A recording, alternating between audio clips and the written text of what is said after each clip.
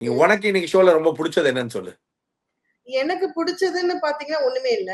First பிடிக்காததெல்லாம் நிறைய இருக்கு. என்னன்னா அவரு சம்மந்தமே இல்லாம கொஞ்சம் திட்டினாரோ விஜய் சேதுபதி சார் அப்படின்றது எனக்கு ஃபீல் ஆச்சு.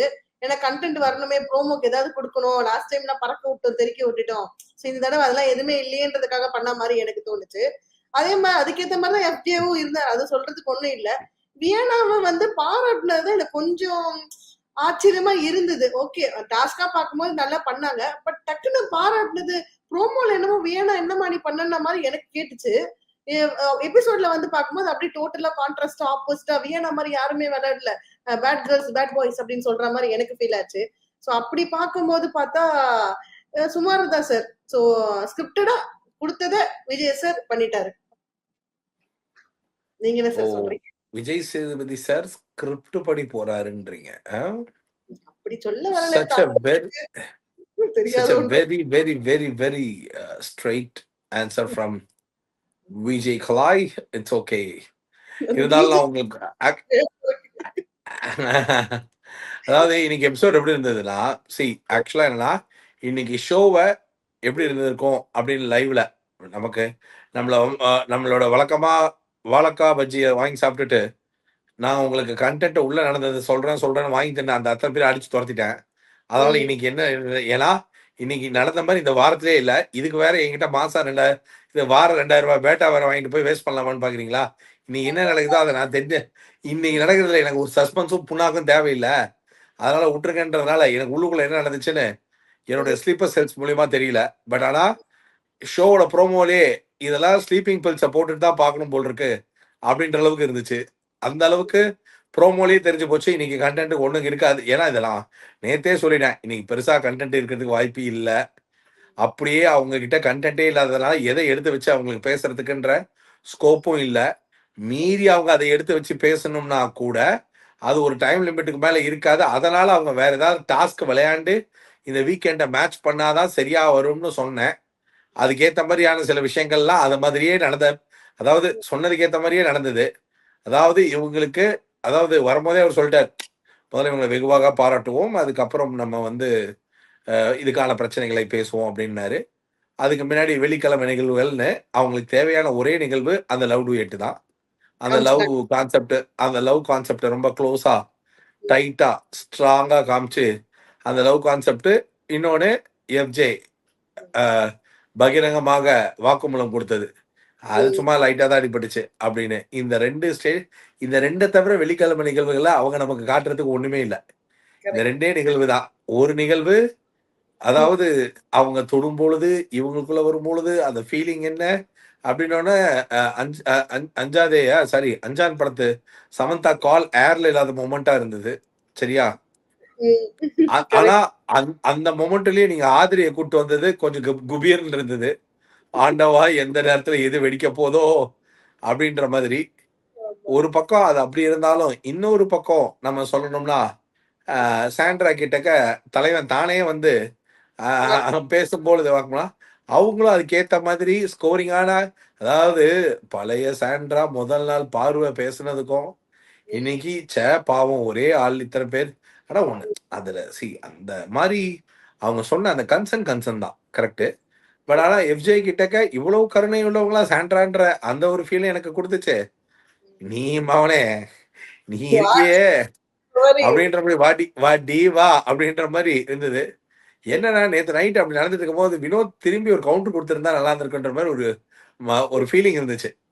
ராஜா இந்த ஜெயில் வெளியே திறந்த ஒரு அன்னைக்கெல்லாம் அப்படி சோஃபால வரைக்கும் போய் பேசாது வாங்கடா, நொய்யுன்னு பேசிக்கிட்டு அப்படின்னு ஏதாவது கவுண்டர் கொடுத்துருக்கலாம்.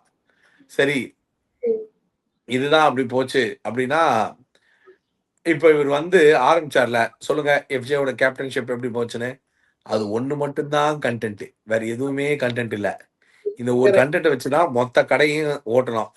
அதுக்கு என்ன பண்றதுன்னு தெரியல. அதுக்கேத்த மாதிரி அதாவது ஒரு பகிரங்கமான வேலையா ஸ்டார்ட் பண்றேன்னு சொல்லிட்டு எஃப்ஜே வச்சு ஸ்டார்ட் பண்ண உடனேயே கடன் நான் உனக்கு சொன்னேன்ல, எல்லாரும் எழுதி வச்சுட்டு உட்காந்துருக்கானுங்க. எப்படா இந்த கேள்வியை கேட்டா எழுதி வச்சதெல்லாம் மனசுல இருக்குது. சுபிக்ஷா அரோராலாம் பாத்தியில என்ன லெவல் ஆஃப் கிளாரிட்டி பத்தியா? சார். போன சீசன்ல ஒரு ஒரு பர்டிகுலர் கண்டஸ்டன்ட் என் கண்ணு முன்னாடி வந்து போனாங்க. ம். அரோரா பேசுற கிளாரிட்டி நான் நேத்து சொன்னதுதான் இன்னைக்கும் சொல்றேன். முந்தா நேத்து இந்த வார்த்தையை பதிவு பண்ணி சொல்லிட்டு இருக்கேன். Mark my words, Arora in top 5 undoubtedly. Yes. வேற கண்டிப்பா. லெவல்ல அந்த அந்த பொண்ணு டிஸ்கண்ட் ம். டெய்லி ஒண்ணு பண்ணுது, வீக்கெண்ட்ல இன்னும் விவரமா பண்ணுது. இது ஸ்கூல் டாஸ்க் படி சொல்லணும்னா சார், இப்ப இந்த ஃபர்ஸ்ட் பெஞ்ச்லயோ இல்ல உட்கார்ந்திருக்க பசங்க வந்து இந்த மிஸ் கிட்ட எல்லாம் போட்டு கொடுப்பாங்கல்ல. மிஸ் இங்க பாத்தீங்கன்னா நீங்க இல்லாதப்போ இந்த பையன் என்ன பண்ணானா அப்படின்ற மாதிரி போட்டு கொடுப்பாங்க. அந்த மாதிரி ம். கேரக்டர் தான் நான் சுபிக்ஷாவையும் அரோராவையும் பார்த்தேன் இந்த வீக்கெண்ட் எபிசோட்ல. அரோராவை பொறுத்த வரைக்கும் அது அவங்க கேமை ஜஸ்டிஃபை பண்ணி கரெக்டா பேசுது. ஆமா. இப்போ ஒரு அதாவது ஜெனரலா இந்த வாரத்தோட பெஸ்ட் பெர்ஃபார்மரை பார்வதிய நேம சொன்னதுக்கும் நாட்டியஸ்ட் ஸ்டூடெண்டா ஒரு ஸ்டூடெண்ட்டை கரெக்டா ஐடென்டிஃபை பண்ணி சொன்னதுக்கும் அரோராவோட ஜஸ்டிபிகேஷன் ரொம்ப கிளியரா இருந்தது. அரோரா சொன்ன மாதிரி one of the uncontrollable naughtiest பர்சனா தான் இந்த இதுல இருந்தது. அதனால எல்லாராலையும் வியனாவை வந்து அந்த சாய்ஸை வந்து இன்னும் அதுக்கு ரீப்ளேஸ் பண்ணி இன்னொருத்தவங்களை பார்க்கவே முடியாது. கரெக்ட். அதனால 100% வியனா தான் இதுக்கு கரெக்டான ஆப்டான பர்சன். அத நிறைய பேர் அரோரா, விக்ரம், அப்புறம் இன்னும் ஒரு சில பேருக்குலாம் தெரியவா. ஆனா இதுல என்ன காமெடினா ஸ்டார்ட் பண்ணது இருக்குல்ல, அதுல ரம்யாவை எழுப்பி விட்டு கேட்க வச்சாங்களே, ஒரு ஸ்டூடெண்ட் எப்படி இருக்கவே கூடாதோ அதுக்கு எக்ஸாம்பிளா நான் வியனாவை சொல்றேன். அதுக்கப்புறம் பெஸ்டா இருக்கிறதுக்குன்னு சொல்லி அரோராவை பெஸ்ட்னும் வியனாவை வஸ்ட்னு சொன்னான். ஆனா ஒரு ஆங்கிள் அந்த பொண்ணுக்கு அந்த புரிதல் பத்தலைன்றதுனாலதான் எல்லாரையும் அடுத்தது கேட்டு இத சொல்ல வச்சாங்க. இதுல 2 விஷயம் இருக்கு. நம்பர் 1 விஷயம், இவங்க எல்லாருமா சேர்ந்து ஒருமித்தமா இந்த ஸ்கூலோடைய பெஸ்ட் இதுன்னு டீச்சர்ஸ் முடிவு பண்ணது ரம்யாவை. Teachers பெர்ஸ்பெக்டிவ்ல good ஸ்டூடெண்ட்ன்றது. ஆனா இந்த கொஸ்டினே வந்து நாட்டியஸ்ட் பர்சன் அண்ட் குறும்பு சேஷ்டங்களையும் அவங்கள உங்களோட கிண்டர்கார்டன் மெத்தடாலஜி படி நீங்க கொண்டு வரணும் அப்படின்றதுதான் இவங்க டாஸ்க். சோ இதுல நாட்டி யாருன்னு கேட்கும் பொழுது டீச்சர்ஸால ஒருமித்தமா இந்த டாஸ்க்குக்கான பிளேயரா பார்க்காம அந்தந்த இடத்துல சொல் பேச்சு கேட்டு யார் இருந்தாங்கன்ற ஒரு பாயிண்ட்ல மெஜாரிட்டி ஆஃப் ஓட்ல வந்து இவங்கள ரம்யாவை சூஸ் பண்ணிட்டாங்க எல்லாருமா சேர்ந்து. அது ஒரு அரசியல்னு வச்சுக்கோ. இன்னொன்னு, அந்த பொண்ணுக்கு உண்மையிலேயே இது இந்த கேள்வியோட சூட்சமும் புரியல ஆக்சுவலா.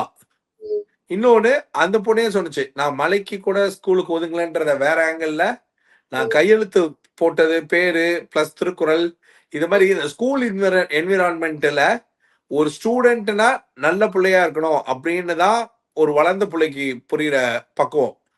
ஸோ ஸ்கூல் என்விரான்மெண்ட்ல இந்த மாதிரி ஒரு போர்டிங் ஸ்கூல்லாம் எப்படி எங்கேஜ் ஆகுது, இப்படி இருக்கிறவங்க எல்லாம் பார்த்ததுல ஒரு பிள்ளைக்கு லட்சணமா இந்த மாதிரி சேஷ்டை பண்ணா யாருக்கு பிடிக்கும் அப்படின்னு. சோ அவங்களுக்கு கேள்வி புரியல. ரம்யாவை இந்த இடத்துல தத்தின்னு இல்ல கேள்வி புரியல இல்ல ரம்யாவை அந்த மாதிரி ஆங்கிள் பாக்குறத விட ரம்யாவோட பாயிண்ட் ஆஃப் வியூல இருந்து பார்ப்போமே.